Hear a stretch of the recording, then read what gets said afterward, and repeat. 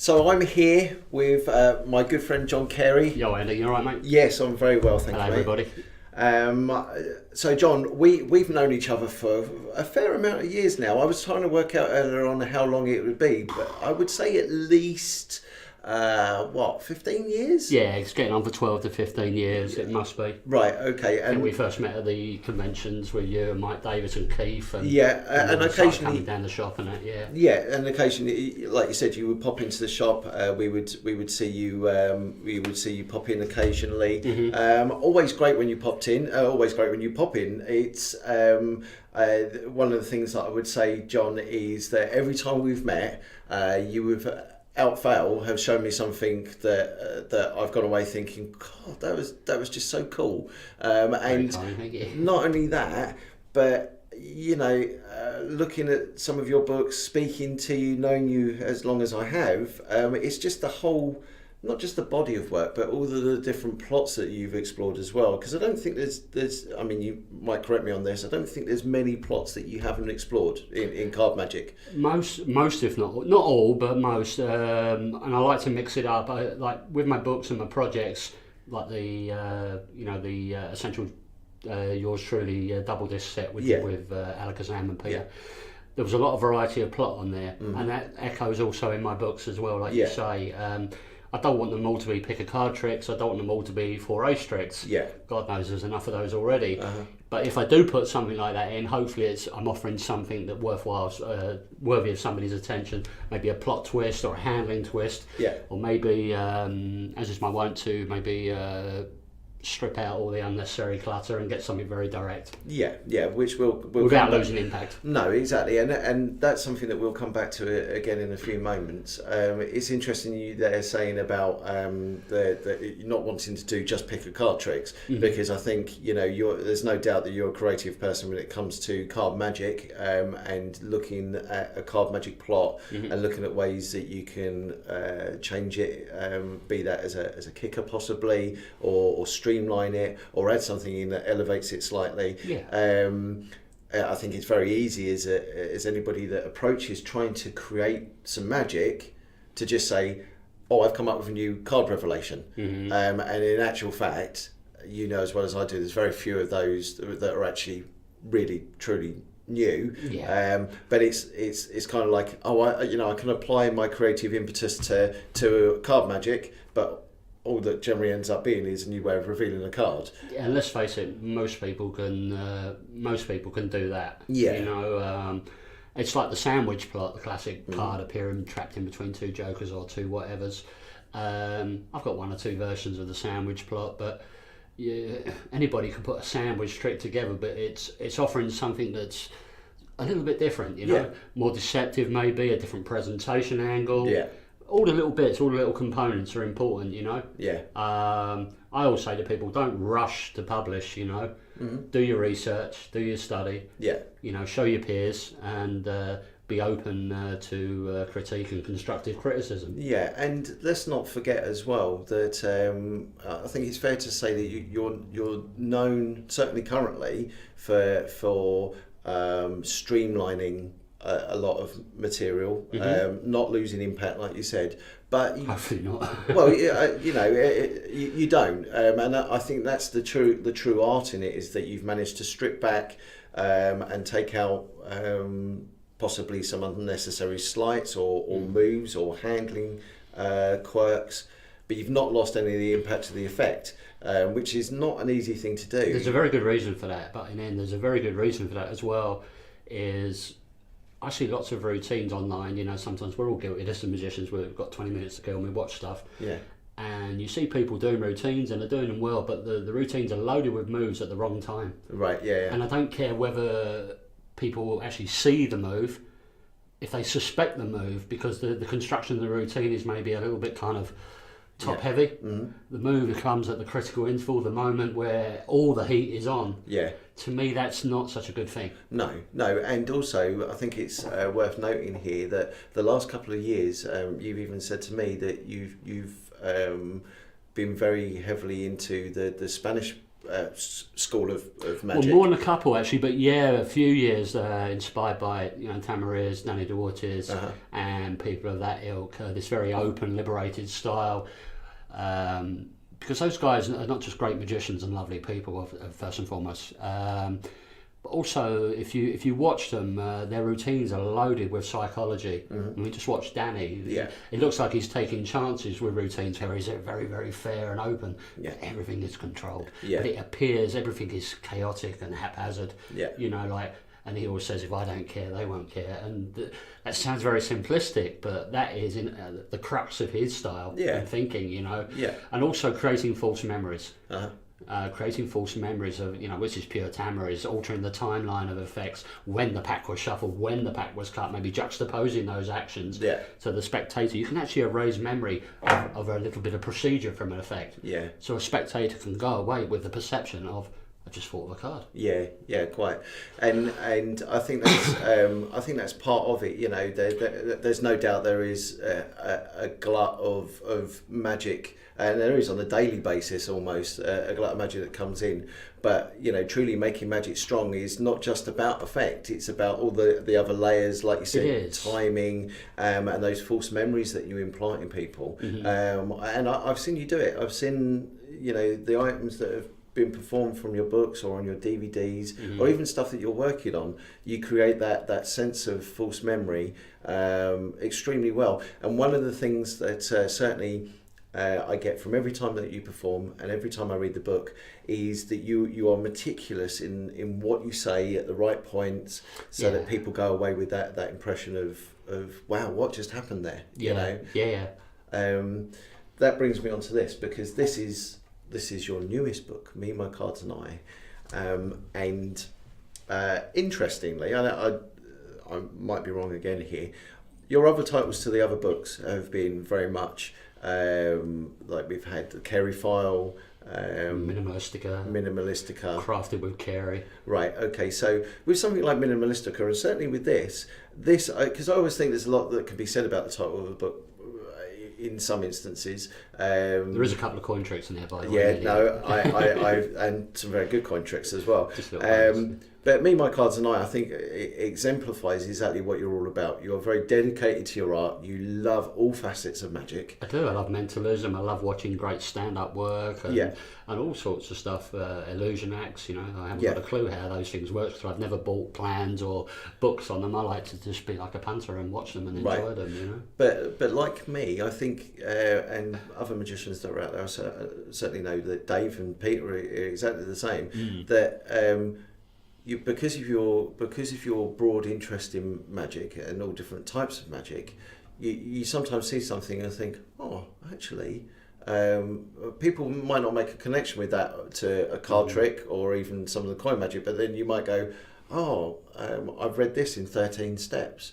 I wonder how that could apply to this. Indeed, some of the psychology from mentalism. I'm lucky in that I've got some very, very, very talented and special friends, people like Michael Murray, Mick Wilson, Carl Scott, chaps from the northeast of England, for example, and many, many more, who are masters at their craft, but also they're masters of linguistics. Yeah. Because with linguistics, added to the concepts we touched upon earlier to do with this Spanish style of thinking, this very open, liberated style and erasing memories and altering timelines, linguistics really you can create miracles with just linguistics and a key card almost, you know, if you put the pieces together in the right place at the right time.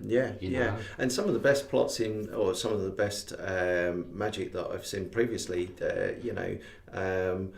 again, it's those sort of layering. It's the sleights that are being done invisibly. It's the timing of what's happening with the props that are on the table. It's what you're saying, and that's the experience of magic. Very true, but also the opposite side of the coin to the linguistics, how to alter things in the perception in people's minds, is sometimes the opposite side of the coin. The flip side is less is more. In other words, don't babble on, overstating the obvious and creating either one, suspicion, or two, God forbid, boredom. Sometimes the less you say, the better. Just look at some of the work of Brother John Hammond. I know you love his work. And he really was a less is more guy. He would just let the minds go on a little trip. Take the 2 card trick, the Queen and the Ace. one is blue, one is red. Actually, no, this one's red. All that is a double lift, but it's loaded with psychology. He just lets the spectators go on a little trip almost, you know. Yeah, and that's the thing. I think sometimes you're right. You don't have to say as much. I mean, obviously in the old Magic books, it was like you don't have to tell people that there are 4 cards here on the table because they can see 4 cards. Yeah, overstating the obvious. Here I have 1, 2, 3, 4 aces. Well, hello, people have got eyes; they can see. Yeah. You know, or I will now do a trick with 12 cards. 1, 2, you know, just deal them down and people can see them. Yeah, you know? But that in most instances is due to the fact that the person doesn't know what to say at that point. I think that's just bad. Well, I don't work to a heavy script, as you know. I'm very, because this really is an extension of me, to the Eric Jones DVD title name. Because you and Peter and Dave and Jenny and Harry have got to know me very well with our academy work, especially in this last year or so. Yeah. And on my regular visits down here, and having a pack of cards or a few coins in my hand really is an extension of me, because I don't really kind of go on when I work. I'm just me. Yeah, yeah. All right, my humour's a bit left field sometimes, but it's what you see is what you get with me. Uh-huh. I'm talking with you now, but I could just have a pack of cards in my hand now, have a conversation with you, get you to shuffle the pack and maybe knock out 4 aces. Yeah, yeah. It just happens I've got a pack of cards in my hand, but we're having a chat. Yeah, yeah, yeah. No, and that can be a very deceptive style. For me, that works very, very well. Yeah, it's a very disarming style. If I work to a heavy script, yeah, it works for some people. I mean, you know, there are some fine examples of people who work to a script. The late great Eugene Berger, you know, Michael Vincent, the wonderful Michael Vincent, great friend of mine for 30 odd years, and another academy tutor. I mean, some of Michael's routines are quite heavily scripted. There is room to breathe, and it's important if you do script a routine to have breathing points in that routine where people can react, you know, and interject, you know. Because otherwise there's a danger if you script work too much. I'm just talking in general now, nobody in particular. In a close-up setting, you're not performing for the people, you're performing at the people. Yeah. Maybe in a parlour setting, that's okay. Yeah, and I think you're right. I think, you know, the informality almost and the personal nature of close-up it doesn't, I think, call for a script. It calls for an idea of what you want to say. Yeah, just to plant a germ of an idea. You know, if you're going to do a gambling routine, you know, have you ever heard of card counting? Well, there was guys in Vegas 25 years ago who took the Wynn Casino to the cleaners just by actually counting. Yeah. They had a system called card counting, and then you do a blackjack demonstration. Yeah. That's not heavy script. That's just an opening prologue, and you're into it. Yeah. So, yeah, and I think that's... Or talking about estimation, you know, and then you knock out the aces, you know? Yeah, and that's the point. I am very much, and I've had this discussion with many magicians over the years. You know, I don't heavily script, but I always have an idea of what I want to say, and it never sounds scripted. But by the same token, Ascanio, the late Arturo Ascanio, said every routine must have a foundation, a starting point. Yeah, just like you're building a house and you just build the little pieces of the effect on top of those foundations. Yeah, and I think that's it. You just got to have the idea there, and not over embellish it. Just have an idea of what you want to say. Mm-hmm. One of the things that I was particularly interested in here was the section of what is the real work. It's a little essay that you have at the back of the book here, and interesting to read your thoughts on it, because I am always of the opinion that if the effect is worth it, it doesn't matter how difficult or indeed how easy that effect is, as long as the effect produced is the strongest. Absolutely. Sometimes it might be a difficult sleight, but it's worth it. But a lot of the time, if you can get the same impact with just subtlety, well, it's a no-brainer. However, see, a lot of people don't know that, like, I come into it magic many years ago, where I actually learnt my trade through Royal Road, then on the Vernon books, then the Marlowe, the Stars of Magic. Yeah. And then I got onto the Larry Jennings material, and I learnt some pretty hardcore stuff. Yeah. I don't regret those years learning that material and those slides, because I can always drop them in when I need it to solve a problem. Yeah. Because sleight of hand is problem solving. Yeah. It's using the tools you've got. You know, I have people say, I wish I could be creative, John. I said, well, you have to have a foundation first. Yeah. Unless you're once in a generation, you get a genius who comes along who in magic, like in music and in any field, who can just come up with a whole new concept on that art, you know, or craft, you know. Yeah. But usually that's not the case. No. You have to have the tools and the foundation. But as I've got older and what have you, and matured in magic, because you do mature in life and in magic, you know. The less is more, the minimalistic style, for want of a better phrase, that suits my style, but I'm not frightened to do a classic pass or a palm or something a little bit more difficult, of a difficult nature, if it's the best tool for the job. Yeah, and I think that's important to realise, because even though, and I'll go back to this again, even though you are known for streamlining, streamlining doesn't necessarily mean removing. It means clarity of effect. Yeah, it doesn't even mean just chucking out moves and replacing it with a mathematical monstrosity. No, not at all. It can be a very subtle thing, you know. But I'll hold my hand up and say, I mean, I've been fortunate enough to publish four books which have been very, very well received, thankfully, around the world, and I have a discard pile that high. You know, they're not all biggies, as the American would say. You know, they're not all winners. You know, and you've got to be honest with yourself, and that's why it's good to have honest friends like you, Peter, Dave, Harry, and other people, mutual friends we know, who give honest critique. Yeah, you know. I'm not wrapped up in my own little bubble thinking this is a neoclassic what I've got here. No. I might show you something, or I'll show Peter, and all of a sudden it'll be a hello moment where they'll say, "It's all right, John, but haven't you?" And I thought, "Oh God, why didn't I think of that?" And they offer you a suggestion. Yeah. Or they say, "Well, I think that could be better, mate," and I appreciate that. Yeah. Whereas some I see online sometimes, some magicians don't seem to like critique too much. No, I mean, that, you want to get better and aspire to be better. Yeah, exactly. You have to be able to accept feedback. I think both good and bad. Yeah. And act on it. You know. I'm certainly not afraid, because when we grew up before the internet in magic, we're showing our ages now. But when we grew up before the internet and the media explosion.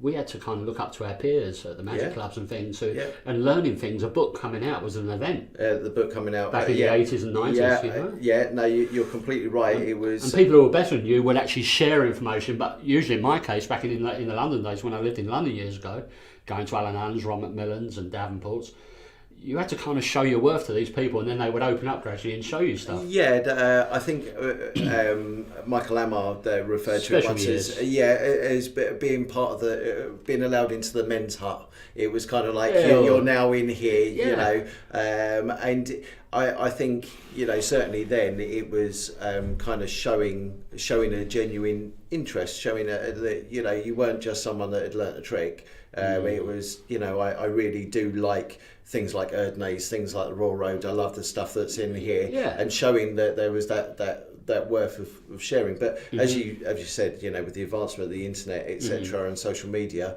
information is everywhere. And as it is, but it's disseminating that information and taking the best parts of that information, you know, because it's the old wheat from the chaff syndrome, you know, and sometimes a lot of people, either young people or new people in magic, I'm sure they must get swamped with information overload, which is why I know we're biased, but I think the academy is a good thing because it helps give people direction. I think, you know, new people, and I've had and I know Peter has, I've had so many private messages and emails and what have you, and in person at conventions in recent months where people have said how much it's helped them, and it's almost like we're mentoring them online almost. You know, I mean, that's a bit heavy, that term, but it is, and it's giving people confidence, and they're showing signs of improvement. Yeah, and I think you actually use the right term there, because, you know, we're very keen on saying that it's not a lecture, and lecture implies by its very nature that people are speaking at you with information. They are, and they've usually got an hour and 45 minutes with a break, or 2 hours with a break. They can't labour or belabour too much on one thing. They've got to move on because to cover the body of material that they want to teach. Yeah. Whereas with our courses, it's not like, okay, we've got to be out of here at 10:30. No. I mean, my word, Dave and Peter tell you. I mean, well, you've seen it yourself. You've done a couple of courses with Michael. Sometimes they're like 4-hour courses, 3.5, 4-hour courses. We're not on the watch, as they say, you know. The Q&A is great at the end and during, when Sarah and Peter filter the questions from customers who are watching. And, you know, with me, I'm always going off on tangents. So, it's, you know, Dave will mention something, or Dave will get an idea, and I think, crikey, that's good. And I say, do you want to show that to the guys, Dave? And then that'll give me an idea, and before we know it, woo, you know. Yeah, but that's good, and that's what the whole experience should be about. So, just lastly, one more thing I want to add on here, and this touches on the creativity side once more, is, and is this in all your books? You have a note section at the back. I seem to recall seeing it in. I always do, because I encourage people to make notes in their books. Yeah. You know, unless Which you is just a great want to buy idea. books as a collector. But books are there for holding and reading and flicking through, picking out a chapter or an item, and maybe making some notes in the back. You know, the more notes you make, the better, because you might get an idea and you think, well, I love that trick, but I thought of a way that maybe is better for me than what John's suggesting there, hypothetically speaking, and you make some notes. Yeah. You make that note there and you say, okay, the blah blah trick, page blah blah. Instead of that, why not do this? Well, then if you don't go back to the book for 3 months and you've got that note there and that little quote, that little citation of the particular trick and page in the book, you're not going to forget it. No, quite. I think it's a great idea, and I think it's a great book, and it is certainly in line with your other publications. You're very kind. I mean, it's proven quite popular, not just here but overseas as well. And I know Alakazam very kindly took some off me, sold a nice number, and we've still got some in. It's not a heavy pitch, it's a fact. We've got a few in, and if you guys want to pick one up, it'd be a pleasure to sign a few books while I'm down here and offer the guys a book and what have you. This has been fun. I could go on for hours. We could. We've could got go work for- to do today. We have got work to do today. We have an academy to do this evening. Yeah. But John, thank you for coming in and having a chat with Thanks me. very much indeed. And Thanks to you guys for tuning in as well. And I hope you enjoy that. And I look forward to seeing you again on another book review. Bye, guys.